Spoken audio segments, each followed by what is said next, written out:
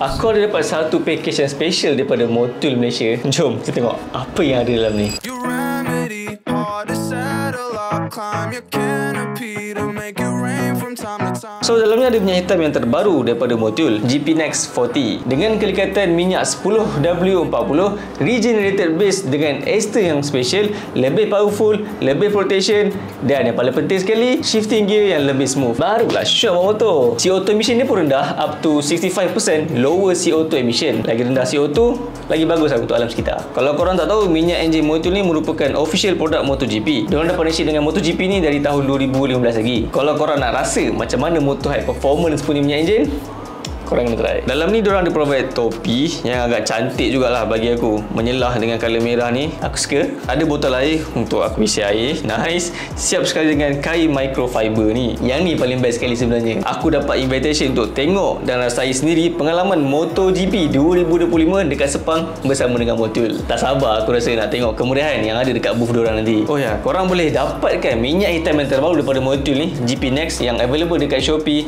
Motul Malaysia Official Store. Jumpa korang nanti.